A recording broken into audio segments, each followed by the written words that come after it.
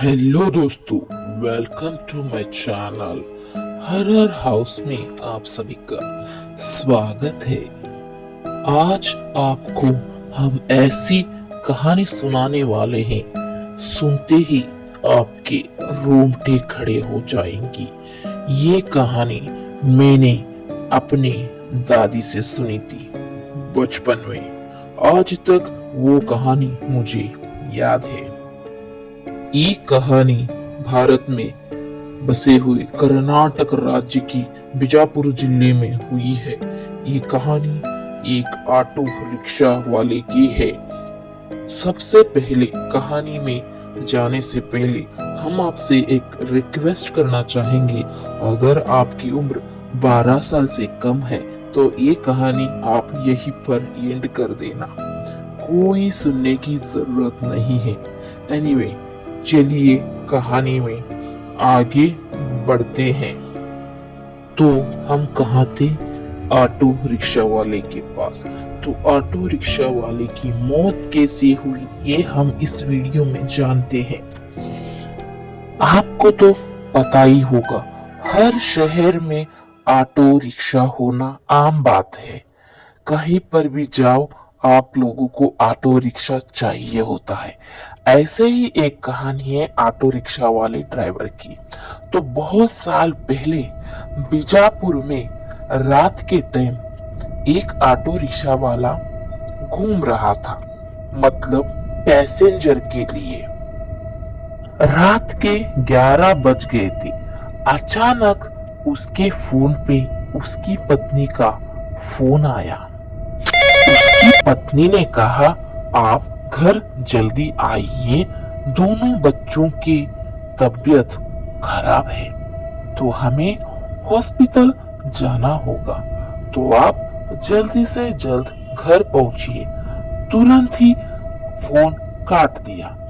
Auto rickshaw वाला तुरंत ही अपने घर की ओर चल पड़ा। थोड़ी ही दूर जाने के बाद ऑटो वाले की नजर रास्ते पे पड़ गई। रास्ता तो सुनसान था, खाली था, कोई नहीं था। उसे थोड़ा सा डर लगने लगा और वो जल्दी से जल्दी घर पहुंचना चाहता था। तो ऑटो को उसने बहुत ही स्पीड से भगाया।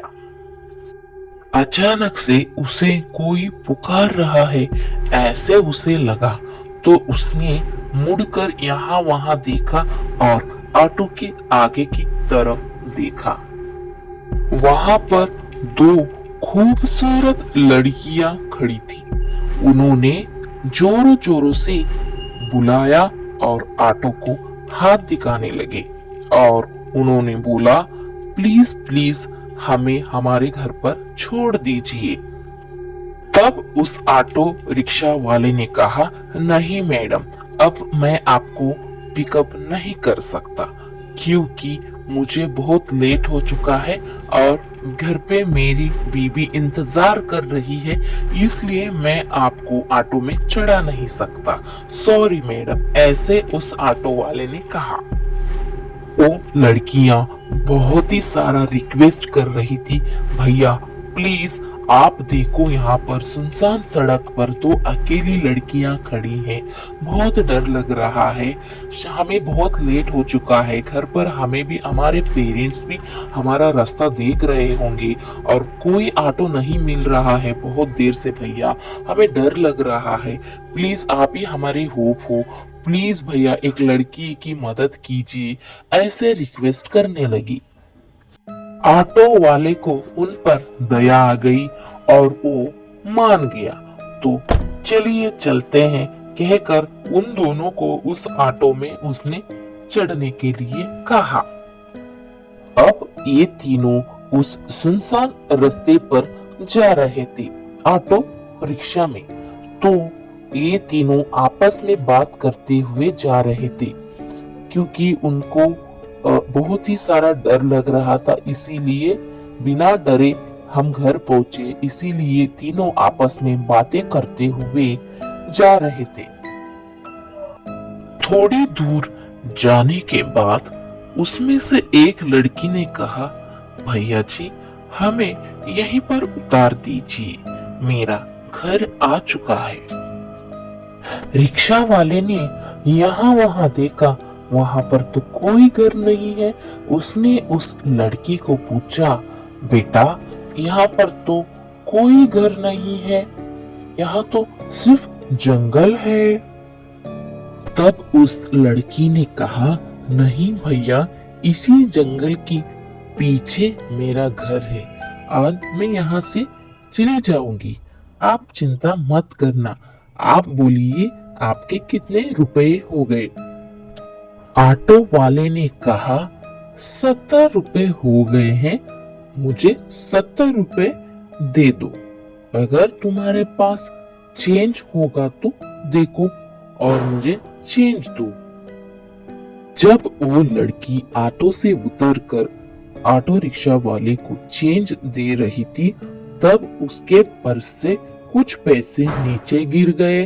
तो वो पैसे उठाने के लिए रिक्शा वाले ने नीचे झुककर पैसे उठाने की कोशिश की। तब उसकी नजर उस लड़की के पैर पर पड़े।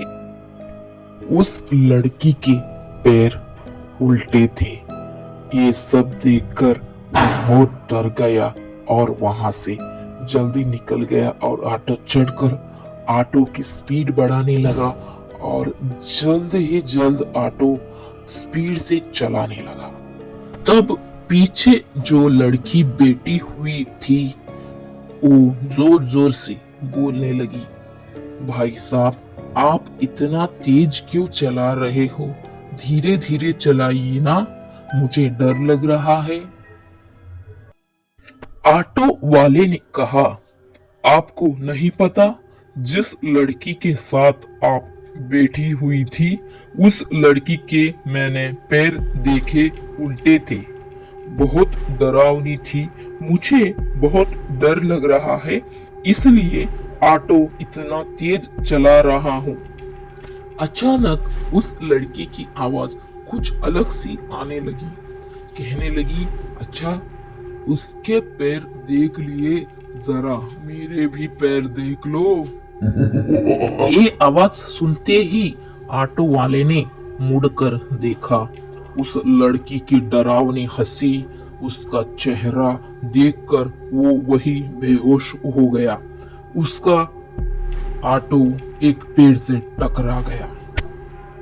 वो रात गुजर गई और सुबह हो गई और लोग इकट्ठा होने लगे और वहां के लोगों ने पुलिस को कॉल किया। पुलिस ने उसे इमरजेंसी में एडमिट किया और डॉक्टर ने उसका इलाज शुरू कर दिया। जब डॉक्टर उसका इलाज कर रहे थे तो वो कुछ बोलने की कोशिश कर रहा था।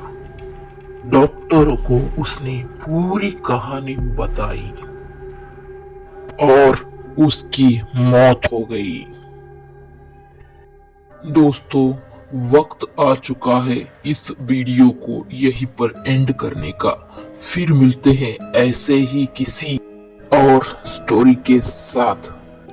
और आप लोगों को हमारी कहानी कैसी लगी कमेंट्स में बताना। अगर आप लोगों को स्टोरी पसंद आई, हमारे वीडियो को एक लाइक जरूर देना भूल मत जाना। अगर ऐसे वीडियो और देखना है आपको तो हमारे चैनल को सब्सक्राइब करना मत भूलना। Thank you for watching.